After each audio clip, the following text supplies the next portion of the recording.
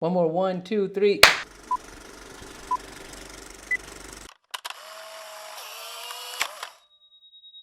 All right, everyone, welcome to another episode. Thank you so much for joining us. Today, I have my good friend Ali, amazing person. He's my big brother in this industry. I look up to him tremendously, more than you probably know. But yeah, he's an amazing human being. I met him through Happy Monday, which is a creative studio that I freelance for. And Ali works there with his brother, his sister-in-law. So yeah, it's just a tight-knit family. And the funny story actually with Ali is, so I don't know if you remember this, but the first time that I met you, it was in Milan during Fashion Week outside of the Duomo. You were with Hume, yeah, you were with Hume and Atif, and then that was the first time I had met you. But the first time I had ever seen you was during New York Fashion Week in February of 2018. I remember that was my first Fashion Week that I was shooting, and I remember just seeing, because I was shooting a bunch of shows, and I remember just seeing him at the exact same shows, all the backstages, and I wanted to approach him. But I was just super intimidated. Like, it was my first Fashion Week, and no offense, you had like the biggest resting bitch face. And I've told you this before, so you You're know definitely that. not the first person to say that. Yeah, so I was like debating whether I should approach him or not, but I ended up not. But luckily, you know, our paths collided, and we actually got to meet, got to work together. We've been on some amazing projects ever since. First, that was a really sweet introduction, and I constantly have to apologize for my resting bitch face because once you get to know me, you know that I'm like the exact opposite. I try to be like the exact opposite of a resting bitch. No, absolutely. So I mean, no, you're a big teddy bear. You're probably one of the nicest people that I've met. So yeah, thank you, definitely. but If you ever see my Ali, face. if you ever see Ali anywhere, approach him. He's a nice guy. He's just always in the zone, very professional. So when he's in work mode, it's a little bit Yeah. different. Yeah, my face has something. You know, like kind of on topic is like some people have also said this to me. Like when you're shooting, especially like when you're like on the gimbal and you're running around, you're looking at the monitor and all you're focusing on is the shot. So there's plenty of times where I've seen myself in other people's videos where I'm running around, but my face just looks like so intense, and it's because it's just like you're so zoned into that little screen and that's all you're looking at that you forget what your face looks like. So like Absolutely. now I have to work at keeping a better face. Yeah, no, this is probably the great opportunity to pop in that video of you and Gigi Hadid, and you're on the Oh gimbal, yeah, because that's like a perfect. You're just in the zone, and you're like, and yeah. nothing around you can bother you. So I'll pop that in right here for you guys to check out. It's just in the zone. I feel like we've always had just really good conversations, and you have an amazing story, just like many other creatives. So I thought it'd be a great platform just for you to share and for people to learn from your story, especially because you went from, you know, being a med school dropout to continuing video, which you had already been doing before med school, but fully taking it head on making it your career. So I just wanted to start off just by sort of the beginnings of it all. Like, you know, what was your first experience with the camera? What even inspired that, you know, that first time that you picked up a camera to shoot something? That's really funny because it'll be hard for me to pinpoint exactly, but like I think I told you this story before too. Like we grew up pretty poor, like lower middle class, lower class, and but one thing oddly my dad always had around was the camera. First it used to be like photo cameras, and then eventually I remember those big shoulder Panasonic VHS cameras. And I just remember me, Atif, my younger two siblings, we would just always be making videos because that's what we saw. Like my dad constantly made home videos of us all the time. So as soon as we were old enough to like hold a camera and shoot on our own, we did the same thing because our dad was doing it. And that's how it kind of started, and that evolved into us making not home like regular home videos. We started shooting movies at home, which is it was really crazy because we lived in a one-bedroom apartment and all of us slept, ate, and shot our entire movies in the little living room that we had. So so we recreated these Bollywood movies, which are over 3 hours long, in a living room using a one VHS camera and no editing, because you would have to cut and make sure that the next shot is the shot that it's supposed to be. Otherwise, you have to rewind and sync it up again to record again. So, like that's kind of how it started. It's yeah. Like just growing up in New York and just sort of that creative energy, just when you were in middle school or high school and when you were shooting these videos, like why even shoot, you know, like what was it about a camera that just drew you in? The That's a good question. The interesting thing is, and this is something I've learned about myself like more recently, so you know, much later in life. is when you go back, almost all of us siblings have always been creative in some way. And I think everybody has their own form of expression. So like when I go back even for myself, I always drew, I always colored, I always painted, and not necessarily the way that people wanted you to. And it sounds very cliche, but like if someone gave me a horse, I made it into a Ninja Turtle. I was like, this is not a horse, this is a Ninja Turtle. It's a Ninja Turtle horse. But no, and I started thinking about like after that, I did calligraphy when I was younger. Like I did all my junior high school diplomas. Because I really got into calligraphy. Then I did like bigger poster kind of paintings, and I went into a contest for that too. And then I did stained glass painting. It's like so weird to think about. Like there's a lot of mediums that I explored in, and it's funny. Like if you asked me then, I still would have never thought of myself as someone who's creative. I would just thought of someone who just did this for fun and still was supposed to be like an academic. So I think that it was always there. And then when I got to high school and I was actually in an art class, and my photography teacher, the program we were in New York in Abraham Lincoln High School, that program was actually really famous. And you don't realize that how big of a deal that program is when you're in it. You just think it's my high school, it's a thing. And we're not in the photography world, so we don't know. Like that dude, our teacher, I'm really good friends with him still to this day. He changed both of our lives, and me and Atif's lives, in very different ways. And even at that time, what really drew me in was him and how he pushed us. And so he knew that I wasn't as disciplined or studious when it came to getting things done. So to relate to me, what he would do is after he was done working, he used to bring his PlayStation in school, and we would set up the steering wheel and sit there and play Gran Turismo, just so he can get me sitting there talking and like trying to get in my head to make sure I was doing the right things and not just wasting my time. And like you don't appreciate those things at that moment, but later I remember like he only did that so he can connect with me and talk to me outside of being in class. When you're in class, there's like 30 kids, 25 to 30 kids. Like you're not going to get to everybody individually. So he used to sacrifice his own time and stay there. And then we also were fortunate enough, because of who the teacher was, he got some of the world's most famous photographers to come to judge our photo show every year. And once again, we had no idea who these guys were.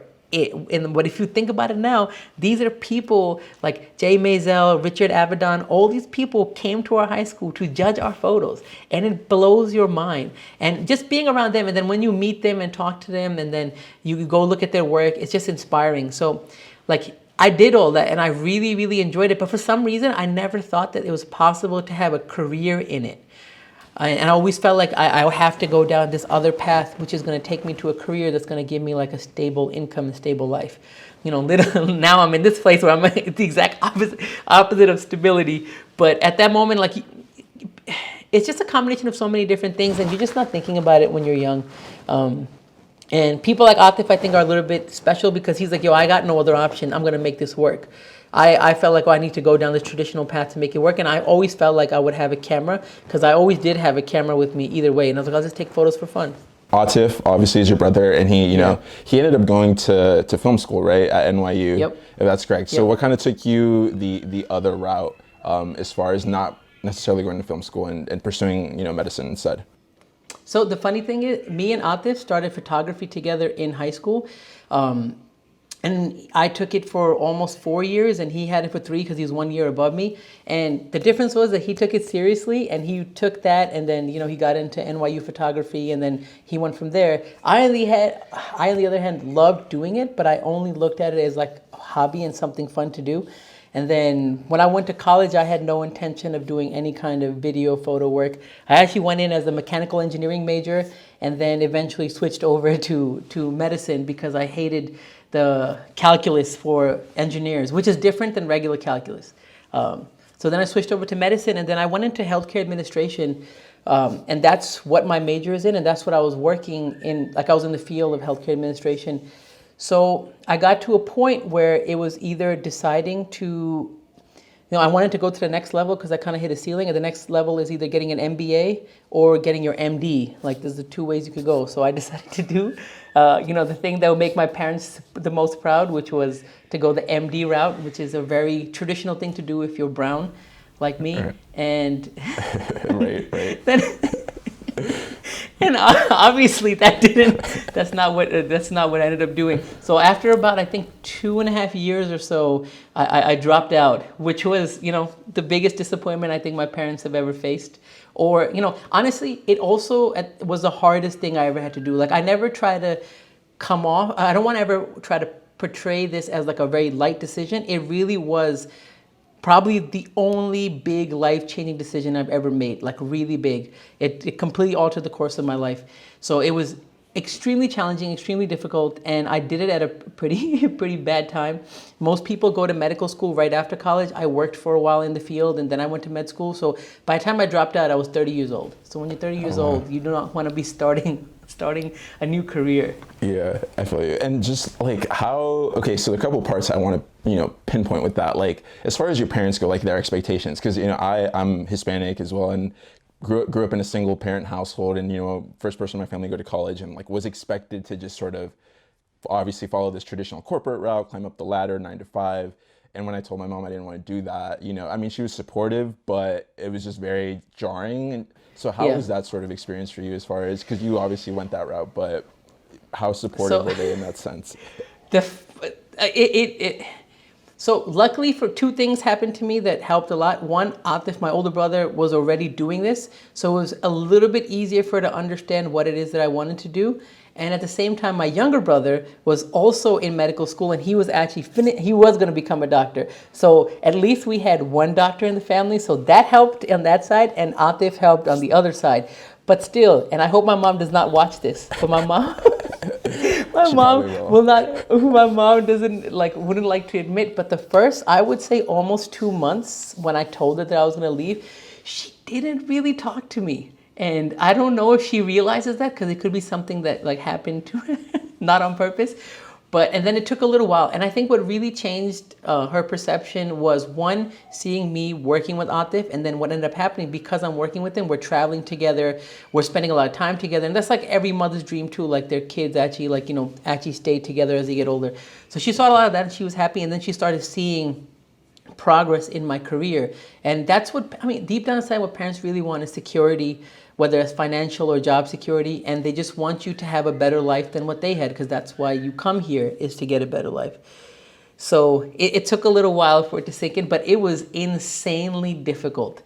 And at the same time, I was already married too, because I got married when I was starting med school. So I had to do the same conversation with my in-laws as well. Gotcha. So it was like a double whammy. Yeah. So, oh man, that's crazy. Yeah. So you decided to drop out of med school, and then give me that like leap. So you immediately, like, is it you drop out on a Friday and Monday you're shooting on a job, or what does sort of that period in between look like?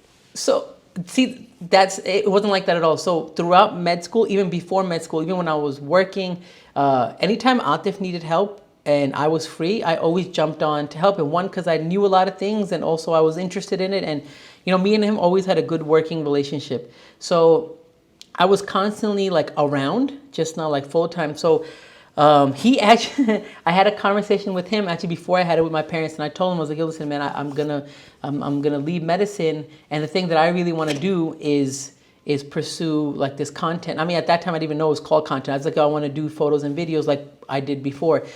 And I told him, I was like, yo, I would love it if you can support this and help me out. But even if you don't, I still want to find a way to make this work. I'll understand, and I still want to find a way to make this work. And I think that's what he respected, that it wasn't like something I was doing just because he was doing it, or just using him to climb up. And then after I told him that, he's like, yo, obviously I'll help you do whatever. So my transition, because of him, was a lot smoother. I definitely did not have to I was in the trenches, but not as long as what you would expect. To the point where after you leave something like medicine, your family has zero expectations from you when you're in medical school. You're forgiven. Like, you're not making money, you're not socializing, you're not doing anything. No family time. Nobody cares, because they're like, yo, this dude is in medical school, so everything is forgiven. But as soon as you leave, all of a sudden everybody's expectations change of you. They're like, all right, so you're not in school anymore, so you better be making money. So one of the first things I did at the time, this is 2015, just so people know, it's 2015. In New York City, you need to get a special license in order to drive for Uber. It's called a TLC TLC license. So I actually went and got my TLC license because I thought that I'm gonna have to drive for Uber to supplement or at least get some sort of money, and that would also allow me to have a flexible schedule. So if I need to work with Atif, I don't have to figure out how I'm gonna take days off.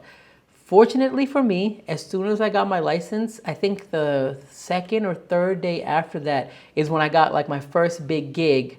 And that's one of the videos that I sent you, is the one that we went to Mexico City for. Like, that's one of the first jobs I had, maybe like, I think 3 days after I had gotten my license. And then I had that license for a year, but I never used it once. So in that regard, and this is solely because of Atif, that I got so fortunate that I did not have to go, find other ways to make income to supplement what I wanted to do. Yeah. No, absolutely. That's crazy. And how did, obviously, so you work with Happy Monday with Atif, your brother. So how did that sort of journey come about? So was that first Mexico gig, were you guys already operating under Happy Monday, or was it just you two together and let's just go knock this out down there? So at that time, his wife she still had her 9 to 5. So it's honestly, Atif at that point was just creating content as an artist. It's really funny how patterns and things change. At that time, it was cooler if you were an artist creating content versus a production house or like a brand, like a company. It was cooler if you're an individual. So he was still operating as Atif, and that's what we were working under. And then as time goes on, trends change, and now people associate with like production houses or companies and brands, and I think they want to associate with that instead of just an individual. I think that stuff is constantly changing. So at that time, it was just Atif, and I hopped on and started as an assistant. Like, I don't want to also take away, like, there was a lot of grinding on like the lower, for the longest time, I was just holding his equipment next to him. And then one day he decided after that, like, oh, if you're holding, the long lens, you're holding a 7200, why don't you just shoot a couple of shots? And then, it kind of came from there. It's not like as soon as I dropped out, I held the camera and I was out in Mexico City shooting. I was out in Mexico City assisting. And, even that, I'm just holding things and helping him in any way possible, not shooting. Yeah. So how did those skills develop? Obviously, so you had shot, in your childhood, growing up, you were shooting just videos here and there. And then you're obviously PAing, assisting your brother on these bigger shoots. So where in between was it where you felt like you started developing those film skills? Where did you learn the technical stuff? A lot of practice. And it's funny, one of the first things I was telling him, I had no idea, I messed around with iMovie in the past, and that's what I used to make, even throughout college, I was making movies on iMovie. But then obviously at that time we were using Adobe, and we were using Premiere. So I told him, I really need to learn this. So he showed me the very basics, but he's like, now you need to do some projects on your own, because you won't understand certain challenges until you're put in the situation. But obviously I'm not doing client work. So one of the first things I did way early on was to make a YouTube channel. And and that's honestly how I learned how to edit, how to, and learn all of Adobe. Because as soon as you start making things for yourself, you have to learn a lot of things that you necessarily, if someone's sitting and telling you, he might not remember to tell me certain things, but when you're editing yourself, you learn. So I think I still give people that advice that if you're starting out, start doing some projects of your own that are not clients, because you don't want to go in the deep end. You don't want to start like that. So do some projects of your own, whatever it is, right? And for me, it was making these YouTube videos, and the YouTube videos were of me talking about leaving medicine. And that helped me learn a lot. And it also taught me a lot of things about audio and shots and all this other stuff. And then the camera technical skills, I've always been a big believer that if you're going to do something, you should know as much about it as possible. So if we're shooting, I want to know about audio, I want to know about lighting, and I want to know the camera. And I think the most important thing that I don't see much of now is knowing your camera. And I mean going deep in to not just the ISO shutter and that, but actually knowing the settings and what each thing does and how, because what ends up happening, you get thrown into a shot and you need to know how you can adapt to get the shot to look like what you want it to look like. And you won't know that until you really know your gear and know its limits. You gotta know its limits. I just wanted to round out the first half of the segment, and just obviously you now live in Dallas. You have a beautiful baby boy that just came into your life not too long ago. So yeah, I just want to learn about your goals now that you're down in Dallas. You're about to embark a little bit more of a freelance gig once this whole quarantine is over. Just walking through some of your upcoming goals and what you have planned for yourself in the creative field. So now that I'm down here, one of the things that I do have to do now, and this is also because I was working with Happy Monday, I never made I never made a proper website, and my Instagram has nothing to do with really work. It's all just silly me doing silly things. And yeah, so I don't really have a portfolio. I don't have a reel. I don't have any of the things. So one of the things that I am working on now is trying to put those things together, because now if I need to get hired for something, I need to like pitch to someone, I need to have all these things. And that's the difference between freelancing and being part of a company. I never had to think about this before. One of the first things that I was gonna dive into when I got here is weddings, and two reasons. One, Texas has a huge wedding market, and you can make a shitload of money if you're good. You can make a shitload of money if you're good. And the beautiful thing is, like, you go on the weekends, you shoot, and then all week I can be home. So if we needed to have a little bit of a balance here at home too, like, I'll be home throughout the week, hopefully. And if I'm gone on the weekend, and my wife can be at home with the kids. So that way, at least, like, it'd be good to have one of us around. Even if we're gonna need help as I start working, because you cannot get any work done when there's a baby. I thought that being a stay-at-home dad meant like, yo, I'm gonna be playing video games, I'm gonna be editing all these videos, but what ends up being is you laying on the floor playing with the baby, because he's not gonna let you do shit. So that's been my initial thought, that I would start off with weddings.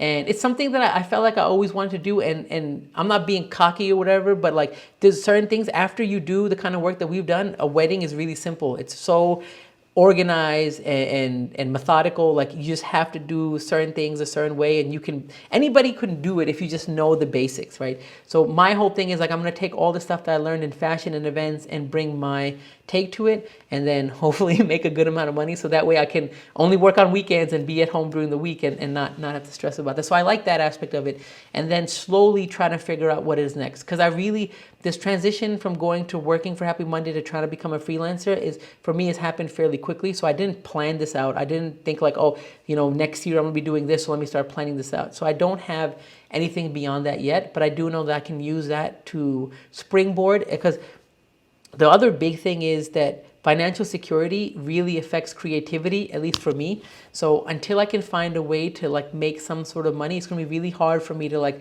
flex my creative muscles and figure out what I want to do. Like, it sucks to be home and not making money, and then trying to be creative on top of that. It's really difficult for me to do. Yeah, I forget that. Like, if you have something that's weighing on your mind or kind of stressing you out a little bit, it kills any sort of creativity you might even imagine. Well, I mean, you're an amazing content creator, so I'm sure it'll all pan out. There's no way that it'll flop on you. You got this. Knock on wood, man. Who knows? This world's a wild place. This world is a wild place. No, I'm just kidding. Cool. Well, amazing, man. I'm so glad to hear of everything that you've done, and I'm sure people learn something. One thing they've definitely learned just from this. Just to be a reliable person, be flexible, and just work hard. So, so you brought 5 videos that you've worked with Happy Monday, amazing videos that you guys have done for clients. So we're gonna hop into those now. All right, so we're back. This first video that we're gonna dive into is Saul and Swarovski, and you mentioned this was like the first kind of bigger shoot that you did in Mexico City, your first like more professional gig. Walk me through just how this came about and just the thought process behind. So it's funny that you're playing it. This video is not an exciting video at all, and it's not. The story for me has nothing to do with this actual video. It was about the fact that this was the first big gig that I got as soon as I left medical school, and it turned out to be something that we went to Mexico City for. And for me, it also holds meaning because we don't get to spend a lot of extra time when we go travel for work. But this was one of those times where we actually had a couple of days on top of what we were there to work for. So me and Atif actually got to explore Mexico City. And then you'll see there's eventually like either a time lapse or something of the pyramids there. They apparently have the second largest pyramids in the world. They're like the Pyramid of the Sun and Pyramid of the Moon. Are there. So the reason why we were in Mexico City, because the guy who designed this is like one of the top architects in the world, and he's based out of Mexico City. So that was why we went there, to get his story, and you'll see shots of him later in this. And this is just one of the videos. Anytime we shoot like a big project like this, they usually are different pieces of content that come out of it, and they just serve different purposes. This was a little bit more of like the promotional type. Then they made a bunch of social cuts, and then there's one that's focused more on the architect. So we go there, and that's why we shot for a couple of days. We got a bunch of Mexico B-roll and did all this stuff And this shoot just holds special meaning to me because I never, ever, ever thought that as soon as I left, I would actually get to travel. And not only travel, but travel to a place that I'd never been to and never even thought about going to. And honestly, this is one of my favorite cities. We've been there like 2 or 3 times since, and always have a really good time in Mexico City. Were you nervous at all? Like, obviously you're like, oh man, well, you're you know, it's a bigger responsibility. Like, you're getting flown down to Mexico. Like, it's a corporate client. Like, what was that like as far as your nerve level? I think I've always been like this blindly optimistic person that it's very rare that I would go in nervous, because I always feel like, I told you, like one of the things, like I always feel like you can figure it out, right? If you have the basics, you can make it work. And if you can't make it work during shooting, you can definitely make it work in editing. And Ateeq is a fantastic editor. And this is before I really was editing heavy too. So obviously I was nervous, but not as nervous as you, or maybe because I was just ignorant, like not as nervous as I probably should have been. But I think ignorance is bliss. I was just like going like, yo, let's go shoot this thing in Mexico City. I didn't even know what we were really going in for until we got there. So ignorance is bliss. No, I feel you, yeah. Cool, man. Well, this was sort of the launching point for you, right? This is just the first step that led you down a longer and glamorous road in just like the fashion and event space. The also really interesting thing was that really, since I just left and I made this big change that was very, very difficult, to start off with something so positive really helped me stay focused, right? I feel like if my first few months or year or so would have been difficult, it might have been easier for me to like maybe not give up, but like it might have beat me up more than I already gotten beat up, and it would have been harder for me to climb out of it. But having such a positive experience to start off with was definitely a huge blessing. Moving on to the second piece of content here is also Swarovski, and it's the Oscars this time. So you went from Mexico City and now you're in LA shooting this red carpet Oscar event for a corporate client as well. So just walk me through how this came about, your role, and your thought process behind it. So this is special to me for many reasons, and it's not a linear. We don't go like, it didn't go from Mexico City to this. There's so much shit that like 2 years of stuff happened in between. But this was special, one, because this was one of those things that we did that immediately anybody that I tell can connect to. So leaving medicine, obviously a lot of people had opinions about what I was doing, and then because it was so new, like 5 years ago, we weren't talking about content, and social media was there, obviously, but nowhere near, like now everybody's moms and dads are on Instagram and TikTok and stuff, but it wasn't like that before. So it was really hard for people to understand that what it was that I was trying to do. When we did this shoot and I put it on Instagram and people were asking me what I was doing, I was like, oh, I shot the red carpet at the Oscars.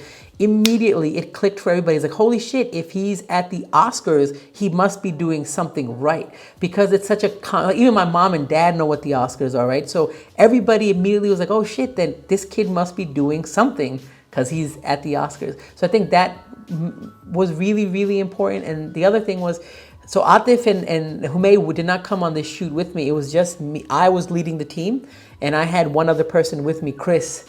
Shout out to Chris. We actually had a really good time. We had a really good time in LA. And right after this, we were there for a week. We did the Oscars, and then we did the red carpet premiere for Beauty and the Beast, because that came out a week later. So we did both of those things. And being there and Ateeq having the trust in me to like lead the team and make this happen, and I edited everything too. And this is one of those things that as soon as the red carpet was over, this had to be turned around immediately. So it had to get posted while the Oscars were happening.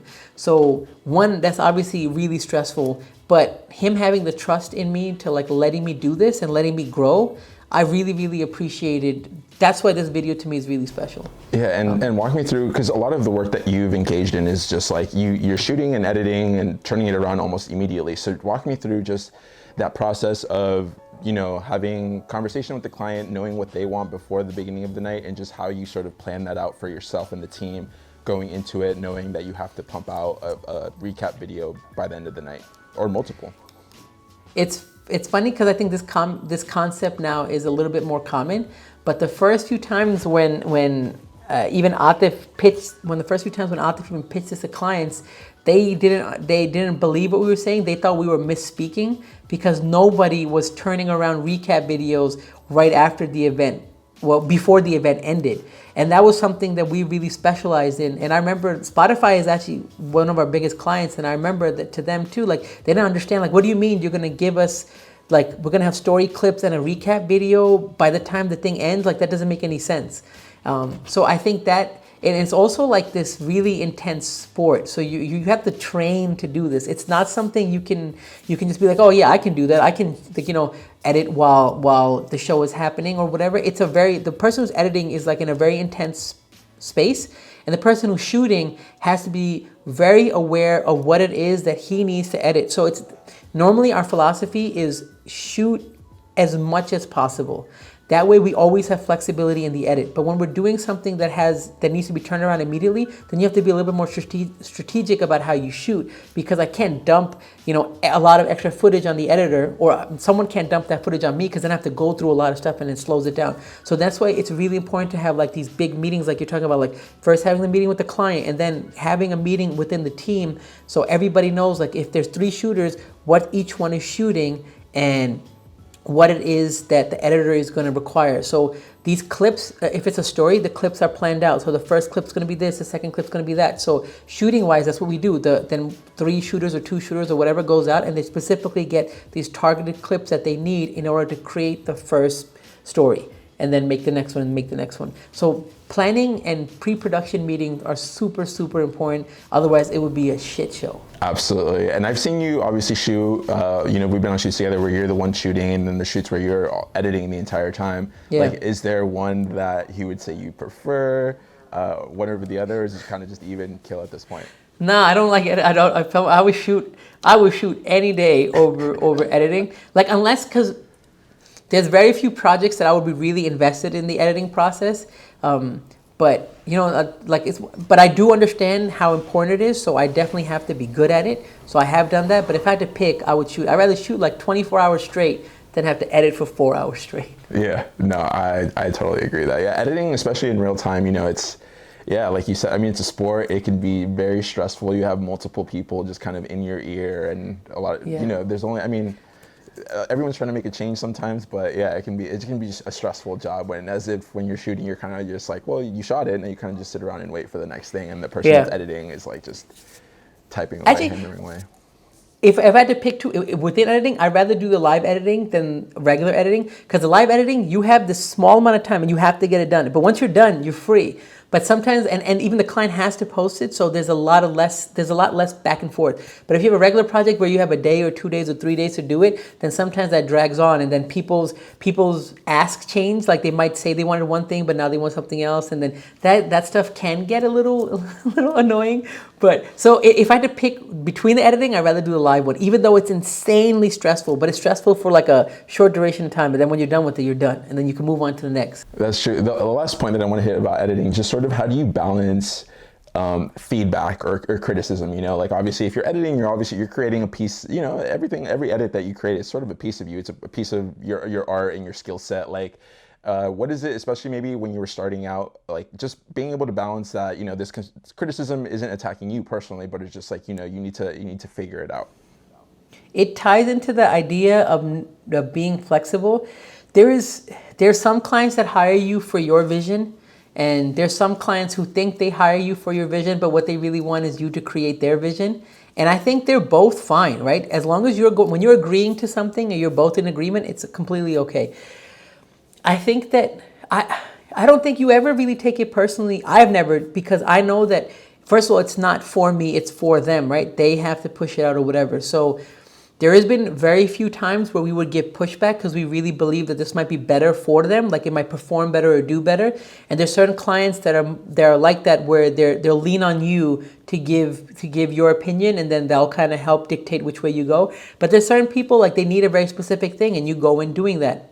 Or it might not be clear, but then when you send them an edit, they realize, okay, now I know what I want. And then you have to do whatever it is that they think that, whatever it is that they want. So I don't think the criticism wise, because it's not really criticism, it's more about they're trying to mold it into look like what they want it to. And my job is to mold it to what they want. I want them to be happy. That's my sole goal. It's not about me. It's about making them happy, so they'll keep hiring us and we keep doing or creating good things. Yeah, absolutely. And that's just, if for any young editor that might be watching this, always take it, with a grain of salt. They're just trying to create their Yeah. ideal vision that's going to work for their brand, and it's never anything personal, usually. It is not. It is not. Unless you really mess Keyword. up, it might be. Yeah, I mean, you could mess up. Stuff like that happens. And there's definitely times where you disagree with the client and you're like, yo, this sucks. And this is not good and it's not going to work. But, it is what it is. At the end of the day, they're paying for a service and you got to give them what they want. Absolutely, yeah. All right, so moving to content piece number 3. We have a Spotify gig, which you mentioned. Happy Monday works a lot with Spotify, one of the main clients, and this is with Sheck West. So I've had the privilege of shooting Sheck West as well. It was a crazy show. I mean, crazy energy, just a lot of kids, a lot of sweat. Walk me through just this whole show and how it was for you.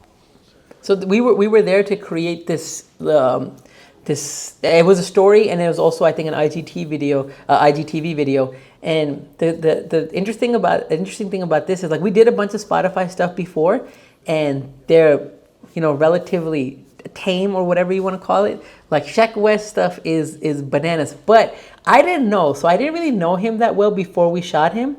So when we went there and you see like these pieces where, like, this part where he's interviewing or when he's walking around and painting stuff, he has no energy. I mean, the interview stuff is still better, but when he was walking around when we first met him, he had zero energy. And I was thinking to myself, holy fuck, we came here to shoot this guy and he's going to have zero energy. Like, how are we going to make this look good? Because they kept talking about how it needs to be, like, you need to really capture the energy. And I was like, yo, he has no energy. But you learn when you work with people, you definitely see certain performers who I think do such a good job of saving their energy for when they need to perform. And then when he comes on stage, he was an absolute beast. Another person who's like that is Bad Bunny. Like, when we did Bad Bunny, like, when we interviewed him, I was like, yo, this guy I can barely hear him talk. How is he gonna perform in front? And he was the headliner for the show. And then he went on stage and he was a monster. Like, one of the most fun people I've ever seen. So same thing with him. When we were walking around with him and doing this B-roll stuff, I was just like, okay, this is gonna suck. And then when the concert started, like, it was probably it actually is the most intense shoot physically that I had to do. So at first I did the shoot, got the shots on stage, and then so I'm on the gimbal. So there's when we have different shooters, they all have different jobs. So there'll be a gimbal, there'll be a long lens, and there might even be like a static angle in the back. So they're all different focal lengths. So I have to get shots on stage, I have to get shots from the back, I have to get shots from everywhere. Normally, when concerts happen, it's like it's simpler to navigate around. But with him, if you're on stage, it was cool. But as soon as I went in I have never been punched in my nuts so many times as I did during this. And not only that, so I have a camera in my hand with the gimbal.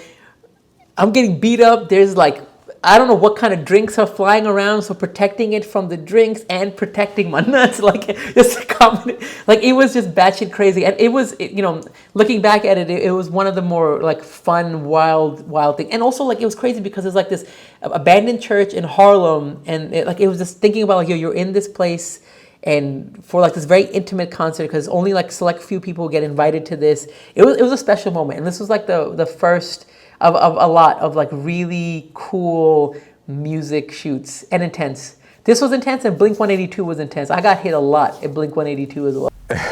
No, I feel you. That's awesome. And just for anyone who's watching out there who's just beginning their creative career, like, obviously Spotify is working with Happy Mondays, not just hiring a freelancer. But if someone wants to work with a big company like this one day, like, what are some steps that you could recommend them to take, or like what does it take to work with a big international company like Spotify?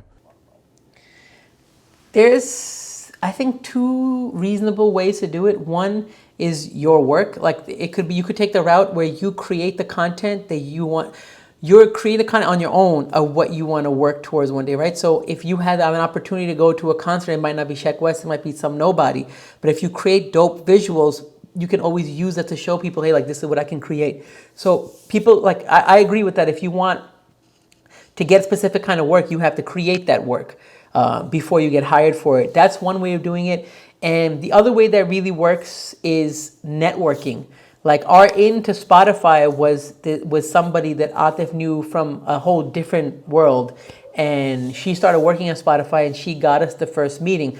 But when we got to the first meeting, we already had like a big body of work to show to them. And that's what I like. The first part is always create content, always have stuff to people. I mean, we were lucky enough where we had a lot of client content that we had. But if we didn't, and you're getting to the door, like once you get into the door, it's your job to sell yourself, and it's your job to like get the client to say yes to whatever it is that you want to do for them. So you should have work to show them. Like it's hard to go in and pitch a concept to them without having to show something. And I think people are visual. They need to see it to be like, oh shit, this is amazing.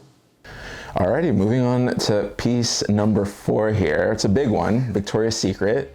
You know, I think it's funny because this was the last show they had before their show got axed. Got you. So it was on their way out. So tell me how this project came about, and just tell me a little bit about your role and the specifics of it. So our specific thing was this fantasy bra. So this is another Swarovski project, and they had created this $1 million bra, and we documented the whole process from making to her wearing, and then we also did a bunch of stuff backstage during the show. This video doesn't have all that stuff in it. They did a couple of different looks for the show, but this was the one that they really wanted to highlight because it's $1 million bra. And it was made from these synthetic diamonds, like man-made diamonds, and that was a big deal. The reason why this is on this list of stuff is obviously because it's Victoria's Secret, and it's like one of those things like growing up, they always talk about the Victoria's Secret show. Like before I even knew what a fashion show was, you heard about a Victoria's Secret show, and that was a fashion show, or what you thought a fashion show was. So it was a big deal because of that. And then this was another one of those moments where, you know, as soon as you say Victoria's Secret, it clicks to every single person like, oh, I know what this is. And once again, if he's shooting something like the Victoria's Secret show, then this is a big deal. And even for us, it was a big deal because there's a lot of celebrities there. There's a lot of, it's one of those things, I guess when you start your career, you were like, oh, one day I would love to be shooting like the best or the highest kind of fashion show. And the reason why this is, and it's not because of like what people think, like it has nothing to do with the girls and them being half naked. This, people don't realize this was the most expensive, this by far is the most expensive fashion show that used to be produced. I think if I'm correct, an average show, like a big show costs like 1, 2, 3 million. And this used to cost like 15, 20 million. So just being part of this huge production and being able, and it's also one, I think one of the only ones is that used to be televised regularly. So it's like a milestone for you, like, oh, you got to this point where you're at this show, one of the, if not the biggest fashion show. At some point it used to be that way, and it used to get televised. And for me, that's why this was a big deal. And it's also one of those things, and as soon as people, especially guys, find out you're showing the Victoria's Secret fashion show, you get bombarded with text messages of like what they think how the experience is going to be like, and what it actually is vastly different than what people think. Yeah, absolutely. And I think a common misconception just with us who get to work with, you know, celebrities or supermodels and runway shows is just that, you know, like all these girls just like love us or whatever, or that we have like famous friends, and that could not be further from the case. Like when we're shooting this, like we're literally just looking at the monitor, focusing on our work, focusing on the shot. Like we're just not even thinking about like something. 110%. That's why you see my resting bitch face all the time. And it's funny, even during this shoot, like people were asking, oh, did you see this person, that person, or like you, or it must be, you know, so amazing you're backstage with all these like half naked girls and stuff like that. I was like, yo, honestly, I don't even remember who I saw. I don't remember, like, I don't look at, like, you're just focusing on the shot that you're getting, right? And making sure it looks good, and everything else is irrelevant. And then people also give me the, oh, you're married, how's your wife feel about you, you know, shooting? Because we've done this, and then we've done a bunch of swimwear and did a bunch of stuff like, oh, how does she feel about you, you know, hanging out with these models backstage? I was like, first of all, hanging out is such a loose term. There's nothing hanging out about when you're shooting. It is a intense backstage where there's like 100 different people trying to get content, and like this spaces are so tight, you're bumping into everybody. And then I love that concept of people like, yo, how does your wife feel about this? And my wife thinks it's really funny because like people assume that just because we're there that these models want to get with me. Like, they don't even give a fuck about me. It's just another dude, another random ass person with a fucking camera that they have to like perform for and then move on to the next. Just because I'm in that room does not mean that, like, you know, we're getting hit on. It just doesn't work that way. Yeah, no, absolutely not. And that would be like the most unprofessional thing to do if you were to hit on them in any sort of way. Yeah. No, and there's people that do it, I'm sure, and just like, I don't get how you could even get away with something like that. That just like, how do you even get hired after that? I don't even know.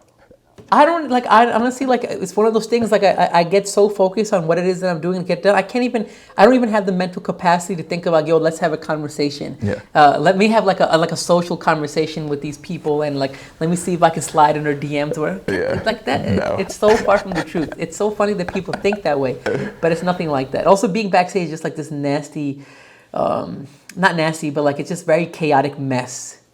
Yeah, absolutely. So yeah, if you're one of our friends and you're seeing this, like, stop asking us. We're not friends with all these supermodels, so chill. One thing on the same note is, though, there is like a big difference that you'll see in models and celebrities that you're working with, how there's a difference between, there's some people that are extremely nice and extremely friendly, and they will be very polite and inviting. And then there's people who are just kind of get like, you know, I feel bad for them too, because they have 100 people coming in front of them, getting photos and videos of them, and they have to perform every single time, and that's tricky too. But that's the extent of it. Like, I really appreciate when someone who knows that I'm doing my job, they're doing their job, and they help me do my job, which also helps them do their job, because they need to look good. I need to make them look good. So I don't know if this was tied into it, but I think that's like a really important thing I saw. And, you know, during the Victoria's Secret thing, there's so many big celebrities there. And like, one person that stood out to me was Adriana Lima. And it's funny because this happened twice. I'm obviously fucking nobody, and I was behind the camera. We were doing an interview for something, and she's one of those people who will stop before she starts shooting and will say hi to everybody, whether you're the person in front, where you're the person interviewing, or the person behind the camera. Because she told me, she's like, yo, lower your camera so I can see your face, and she said hi, and then she did what she had to do. And I think that those kind of moments are really special, because, you know, it makes you, because obviously, like, I don't feel like a human, I just feel like this camera that's running around. So it's kind of nice when someone acknowledges you and just says hi before they start whatever it is that they need to do. So moving on to the fifth and final piece of content, you know, the man himself, Justin Bieber, shot for Spotify, you know, pretty casual, no big deal. So yeah, tell me about the shoot, man. Like, how did it go? Like, what was the whole experience like? This experience was it's always special when you're working with like one of the biggest celebrities in the world. And it's just like everything around them is so different. Like, these shoots tend to have a much more stressful pre-production. The whole time pre-production is very stressful, because everybody is on edge, because they obviously want to make sure that everything works out the way it should, because, you know, he's a big deal, and they have to make sure that everything looks good. They have to make sure when he gets there, he likes the way they. So what this was his album release party. It's the day his most recent album dropped, and they created these experiences for fans to come in. And so they made like the Yummy video, like they made a mini set of that, and then they created these rooms that kind of mimic the feeling of a couple of different songs. And then they had a booth where you can recreate the album cover, like that red room right there. And so there's a lot that goes into this, a lot of hard work, and then a lot of people. The bigger the celebrity, the more, what's the right word? The more levels there are you have to go through. And this is not for us. This is like Spotify has to deal with them. We're dealing with Spotify. So it's really interesting, because we go to a shoot like this, and you're there like, I don't know, like 6, 7, 8 hours before the shoot actually supposed to start, because you have to get there, get everything ready. And then, you know, one level of person will come in, and then they have to report. So by the time Justin Bieber shows up, there's like 5 levels of people that have like came and saw what was happening and get their approval. I always find that to be really interesting, to see how everybody is like on edge. And it always happens with these big celebrities, because you know, they have the power to come in and be like, you know what, I don't like this, so I'm out. And they can do that. And then there goes all this work that you did and all this money that you spent. So with him, there was obviously a lot of stress going into this, but he turned out to be such a chill, pleasant person. And with different celebrities, sometimes like there's different rules that you have to follow, and the things that you can do, can't do. There's like a long list of stuff that the way you're supposed to be. And obviously that it's like way above than just being professional. Like not don't do this, don't do that, don't say this, don't say that. But man, once he came in, he was just like, yo, I'm down. Like tell me what you guys need. I want to make sure you guys get what you need. And I think that like that's what we were just talking about. Like that attitude makes our life a lot easier, makes his life a lot easier. His video obviously ends up looking better because, you know, he gave us what we wanted. And it, you know, that's why this was special. It was special because of how big of a celebrity he is, how chill and nice he was. And, you know, the content did really well for them. He even reposted it. And sometimes with bigger celebrities, they might not do that. Like they might not repost the stuff that you create, even if it is for like a brand like Spotify. But man, he was super, super chill and super good to work with. And it's just an interesting experience to like work with somebody who's at that level of celebrity, like in the world. It's just, you don't understand it. And it's just weird, man. You know, it's like, I can't explain. But at the same time, they're just regular ass people. Right, absolutely. And I think that's just like one of the, especially like for people who want to work with celebrities or have already worked with celebrities, you know, you realize that these are just people at the end of the day, you know what I mean? Like they're no different from me or you. They're extremely talented and gifted at what they do. But they're just human beings at the end of the day with just real world problems, real world emotions, you know, that you kind of have to take into account and just treat them like people at the end of the day, you know what I mean? That's like a very key thing. Something that I did want to talk about was just like your specific role in this, like how you went about it, and then sort of what your day looked like, you know, like what, you know, from wake up to when you're done editing, what did that sort of look like in preparation for this shoot? So, well, I think the shoot was scheduled to start around 4, and I'm sure, well, like we got in around like 9:30, 10, just to get there extra early to set everything up, make sure we have everything we need, just in case. You just never know. So we went in, and then you have to take a look at the space. And then it was one of those things where there was a story that happened while this was going on. And then there was also a bunch of content that came out afterwards. So for the story thing, we have to go in and plan on what we're going to shoot, what we're going to need. I didn't edit the story at this time. I edited the actual video that, you know, we're seeing that's playing. So there's a bunch of content that came out of this. And then me, Atif and Ronnie did most of the shooting for this particular one. I was on the gimbal. Atif was handheld on a C200, like a big camera, and Ronnie was doing the long shots. And then this is one of those things that, you know, you come in so early and then there's a lot of waiting around. That's another thing people don't realize when it comes to these bigger shoots, there's a lot of waiting around. So I think, you know, he showed up around 5, I think that's when we got started. And then, you know, there's another thing, the reason why this was special is a lot of time when you get to shoot with big celebrities, you get like this much time. Like they might tell you get this much time, but then you end up getting this. So if they say you have 5 minutes, you have 1 most of the time. So they were saying we're going to have 30 minutes with him because we needed to get the interview portion done, and then we needed to get him to experience these rooms. And then lastly, he wanted to skate. So we were worried that he might come in and just skate and not even do the rest of it and then leave. But he luckily gave us, I think, like an hour and a half instead of like half an hour, which is amazing. Like he was there. I mean, eventually we obviously wanted him to skate and have fun, so we like pulled back once we had everything we needed. But him being so open and nice about everything just really made this a very pleasant and memorable shoot. Yeah, absolutely. He's a good dude, man. He's a real good dude. No, that's amazing. And I mean, it's Bieber, man. Like you kind of set your bar really high. I'm gonna let you know right now, you know, like how much higher can you go at this point as far as people you work with? Not much higher. Yeah. I think it's really funny that you say that. There's only like 2 people that are left on my list that I wanted to like shoot. And one of them is Drake, just because it would be great. And the other is Beyonce. And the Beyonce thing is we've done the CFDA awards, and there's a couple of times where she was in the same place that we were shooting in, but I missed her by like a minute or 2 minutes or 3 minutes. And that's happened twice. And that made me really sad. But other than that, like honestly, the more you meet people and the more you shoot celebrities, the more you realize that they're really regular people.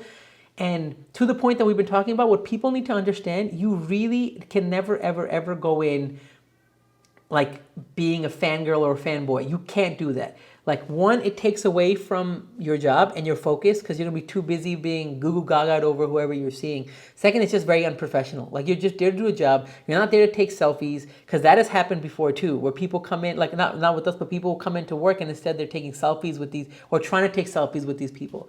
And most of these celebrities are nice. They're not the ones who are gonna say no, but their managers, their people, they're gonna see it and they're gonna tell your client, yo, what was these guys doing?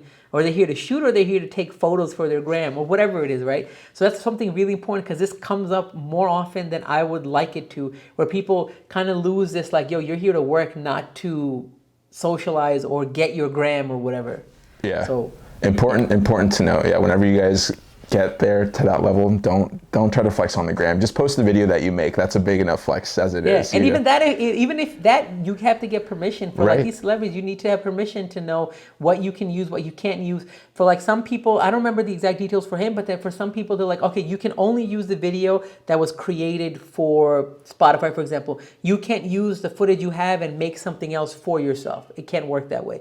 So you just have to follow these guidelines, and it's always better to be safe than to be sorry, because you don't want to get in a room and be able to, have the opportunity to shoot someone big and then never have the opportunity ever again. Ali, thank you so much, man. I appreciate you. That's it, man. You made it through. That's it. No, honestly, I didn't realize how long we've been on because it's been a really it's been a while. Enjoyable, pleasant experience. One last thing, that this happens in the creative field a lot, and is the importance of bringing other people up. I find it that there's like two different schools of thought. One school of thought is, yo, I'm down to teach you whatever it is that I know, whatever it is that you're asking for. And the other school of thought is like, yo, I need to protect this and be very secretive about it or not help people. And I understand why some people might do that, but we're not, like, none of us at Happy Monday, we're not those kind of people. So if anybody wants to know anything, like hit me up or hit any of us up. If you want to learn something, want to know something, maybe something that I didn't talk about or something that you want to, because I think that's really important. And I think because to me, it's the other school of thought, they feel like, because if I tell someone or give them the information, they'll take away my shine. But I feel like if everybody's shining, it'll only, like, if there's competition makes you better. So if you think that someone else can learn from you by you giving them advice, then you must not be that good to begin with. You might not have confidence in what you do. So I'm also not saying it that I'm like, oh, I'm just gonna be better. It's better for everybody when everybody's doing good, because it just elevates everybody. And I think that it's really important, and a lot of people say that, but not a lot of people believe it. So I believe in it. So you can hit me up about anything. Yeah, absolutely. Slide into the DMs. And with that said, if you want to look at the camera you have set up in your house, if you just want to let the people know how they can contact you, how can they reach you, if they want to give you some work or just ask you some questions, let the people know. So I'm sure you're going to put like little text on the bottom of this. But so like I said, my personal Instagram, it does not have a lot of work stuff on it. You're just going to see a whole bunch of me, and like it's very different from the work that I do. They're two different things. But it's at Butsaab, which is BUTTSAAB, and it has nothing to do with butts, even though I get that question a lot. And if you want to reach me by email, it's aliateeqvisuals@gmail.com. Yeah, and feel free to hit me up on Instagram or email me or whatever other way you can find me. Do it. Awesome, amazing. Thank you so much, man. Really appreciate your time. Thank you, everyone, for watching. See you on the next one.